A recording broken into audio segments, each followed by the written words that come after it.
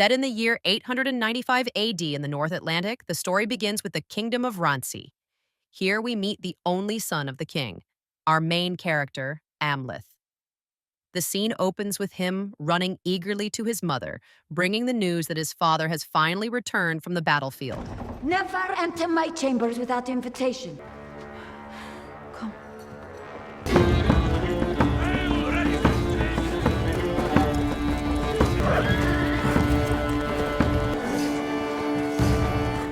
Here we see King Arvandil returning home, warmly welcomed by his wife, Queen Gudrun, and their son, Amleth. As the kingdom celebrates his victory, the king's brother, Fjolnir, arrives with his personal guard. But the joyful feast quickly turns tense when one drunken soldier dares to insult the queen with crude words. Fjolnir, furious, nearly strikes him down, but King Arvandil, showing his wisdom, intervenes and urges his brother to be patient and forgive the soldier's behavior. To the kingdom of Rapse!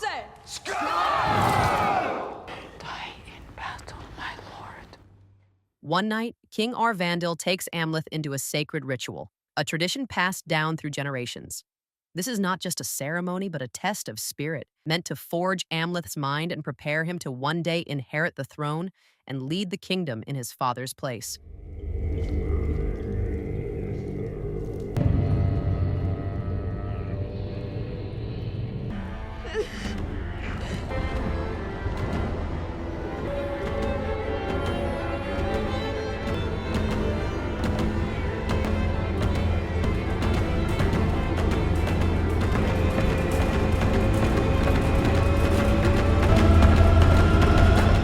The next morning, after the ritual, Amleth and King Arvandil walk away from the temple. Amleth playfully catches snowflakes falling from the sky, unaware of the danger approaching.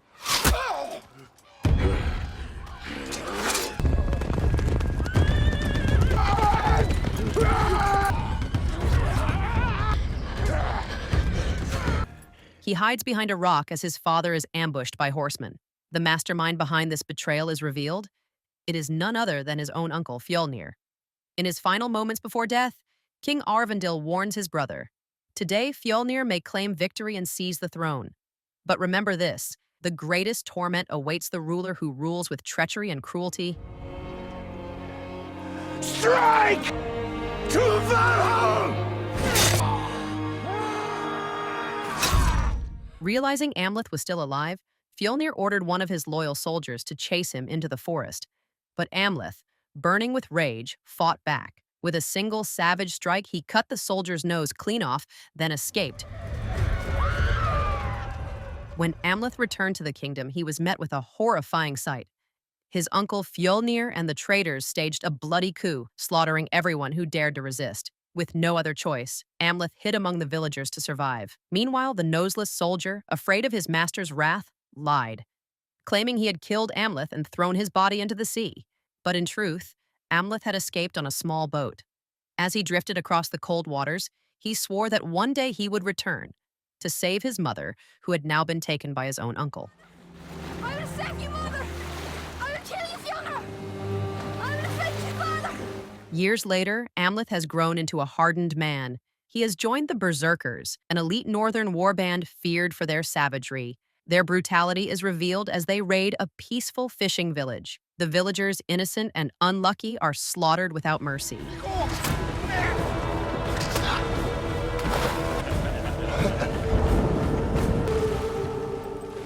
Deep in the forest, Amleth and the Berserkers gather around a blazing fire after consuming a hallucinogenic brew. The soldiers laugh and howl with wild joy, their voices echoing through the night. But Amleth's cry is unlike the others. It is raw, filled with rage and grief. His scream carries the weight of vengeance, born from the pain of losing his father and the betrayal that tore his mother away.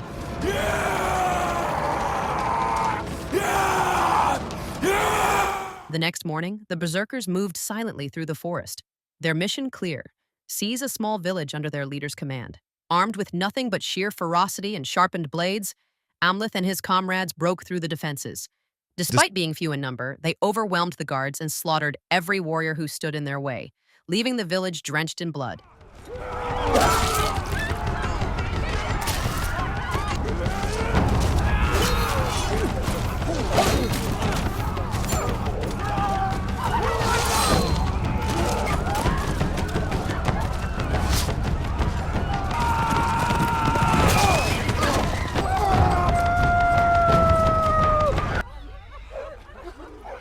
Deep inside, Amleth could barely stand to watch the women and children suffer under the cruelty of the northern warriors.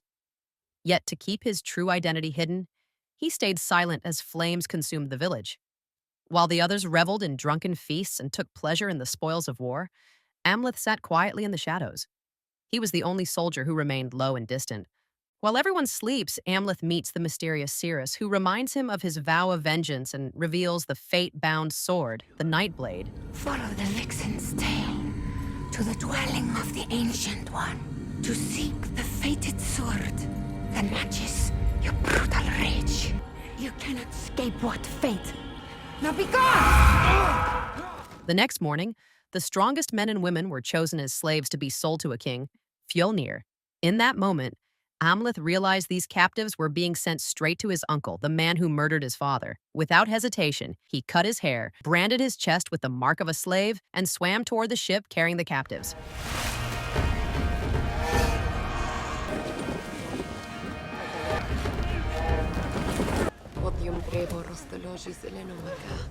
Among all the slaves on the ship, only one young woman noticed Amleth's disguise. Her name was Olga. Though she seemed cold and sharp at first, the two gradually began to protect one another. Their bond deepened when a violent storm struck the vessel.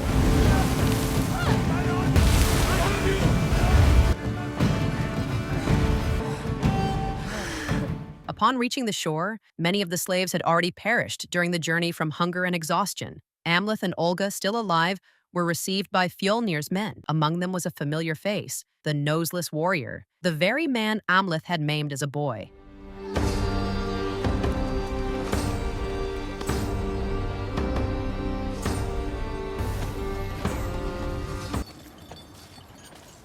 Interestingly, Fjolnir was no longer the king of Ransi, as his throne had been seized by the king of Norway. His decision to murder his own brother, King Orvandil, Amleth's father, turned out to be an act of futility, for in the end, Fjolnir was reduced to ruling a small settlement with only a handful of loyal men left at his side.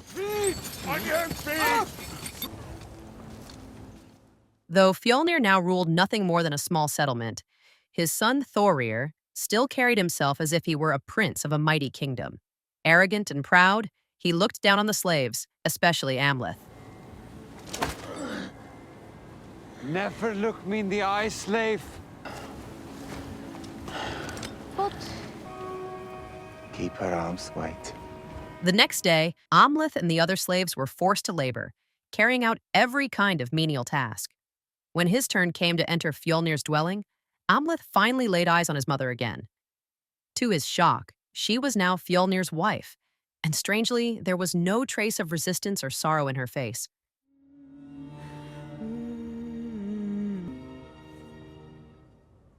Shut the door.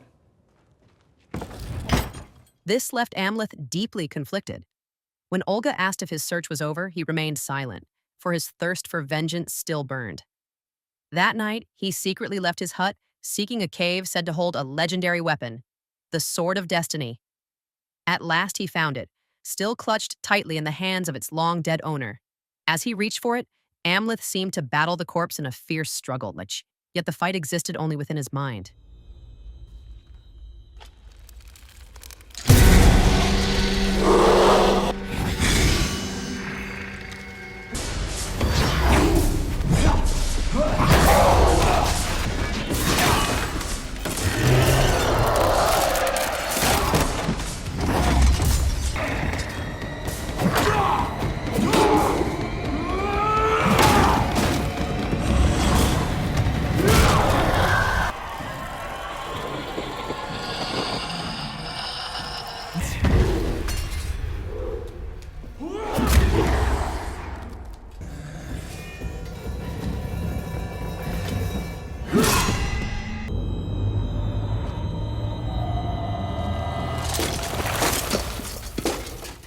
After claiming the sword, Amleth did not wield it right away.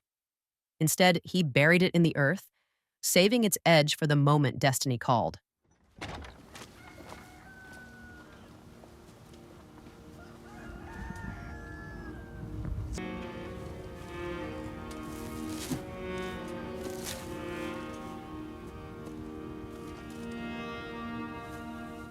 The next day, while at work, Amleth was suddenly approached by Thorir. he was invited to join a brutal traditional game, something like an ancient form of ball. This contest pitted slaves from two rival kingdoms against one another, forced to fight for the pride and honor of their masters. Play for blood!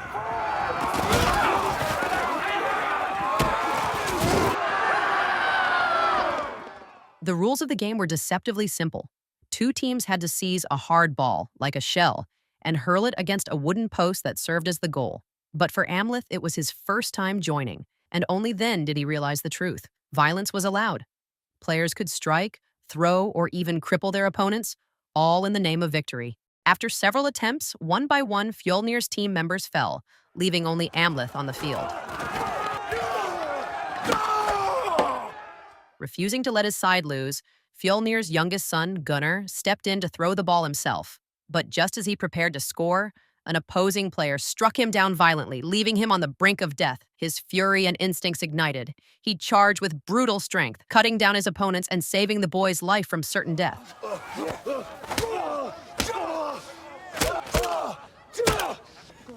Wake up!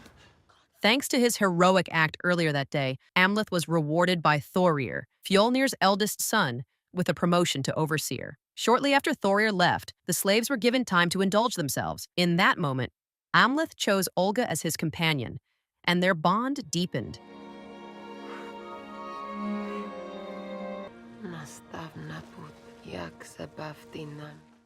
Days later, with his new position as overseer granting him more freedom, Amleth began to strike. His vengeance started with Thorir's closest men, hunting them down and killing them one by one. Their bodies were left hanging above a hut, a gruesome message of fear that could not be ignored. Ah!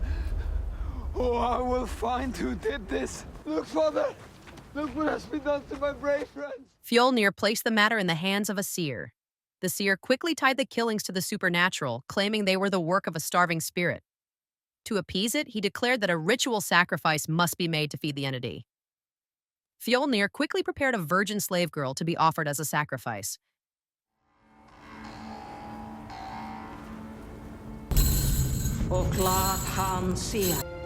Meanwhile, from the hills above, Amleth let out a fierce howl like a wolf. The sound drove the guard dogs into a frenzy, causing chaos, and even turning their rage toward Fjolnir himself. Believing the dogs to be possessed, Fjolnir and his men went around slaughtering each one of them. Amid the chaos, Amleth seized his chance.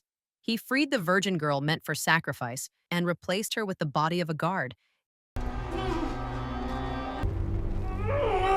With all the guard dogs slaughtered, Fjolnir had no choice but to entrust the farm's protection to Amleth and the male slaves. Meanwhile, Olga, working in the kitchen, secretly conspired with Amleth. She slipped a potent drug into the soldiers' food, driving them into terrifying hallucinations where they could no longer tell reality from nightmare.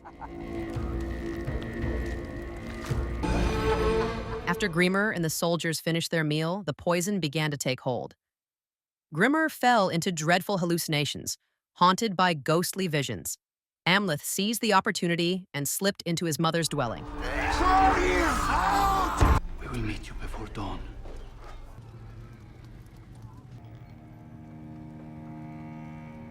Father. But instead of finding comfort, Amleth was shattered by the truth. He discovered that the true mastermind behind his father's murder was his mother herself. She revealed that she had once been a slave, taken as wife by King Orvandil.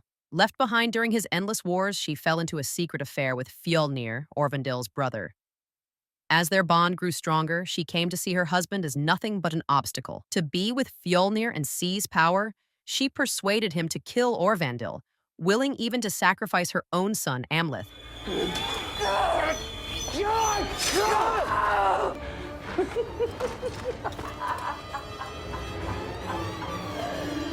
Amleth, overwhelmed with confusion, left his mother behind and unleashed all his fury by killing Fjolnir's first son, Thorir, the arrogant one.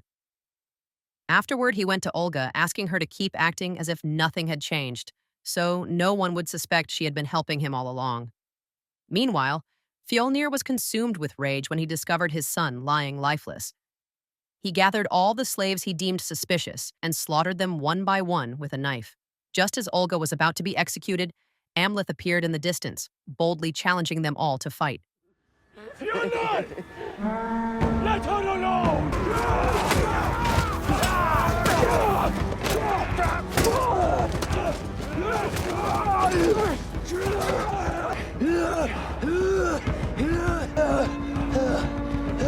After Olga managed to escape, Amleth was left unconscious, having been brutally beaten and hung upside down inside a warehouse.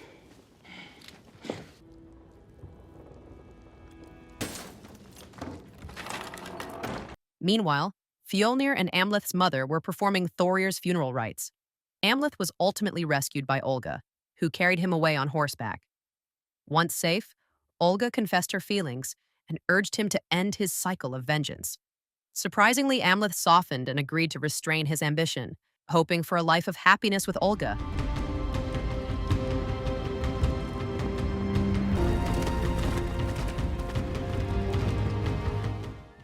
Disguised as Fjolnir's envoys aboard a cargo boat, they set sail. During the journey, Olga revealed that she was 2 months pregnant. Shocked, Amleth realized that as long as Fjolnir lived, their child's future would be in danger, and they could never live in peace. The only way to break the cycle of vengeance was to end Fjolnir's life once and for all. No! Amleth! You will be mother to a king! No! Amleth! As the volcano erupted, Amleth arrived at Fjolnir's farm and systematically crushed all of his loyal soldiers. With the guards defeated, it was time to approach Fjolnir's house. But then, an unexpected sight awaited.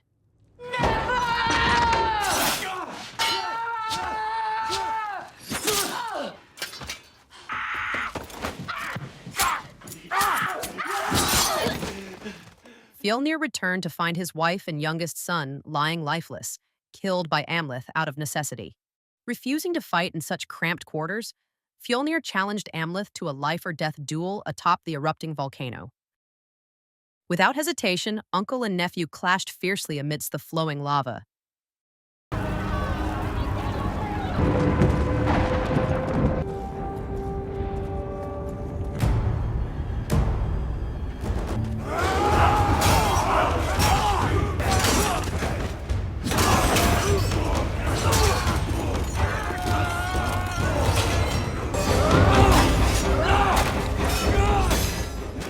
Amleth was finally thrown down after Fjolnir unleashed the full extent of his power. In those critical moments, Amleth thought of Olga and their unborn child. Driven by love and unyielding determination, he swung his sword once more.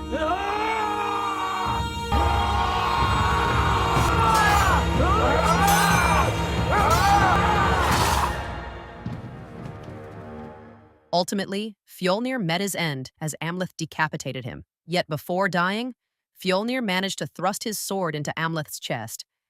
Despite the grievous wound, Amleth survived, ensuring that Olga and their unborn child could live safely. His wife became a widow, and their child would grow up fatherless.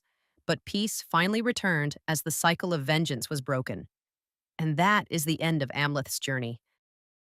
A prince who lost everything, yet remained bound to his vow of vengeance. Though he fell in his final battle, his love for Olga and their unborn child gave meaning to his sacrifice. The chain of blood and revenge was finally broken, leaving behind a fragile hope born from years of suffering. If you enjoyed The Northman, don't forget to like, share, and subscribe, and hit the bell icon so you won't miss more epic movie stories. Bye-bye.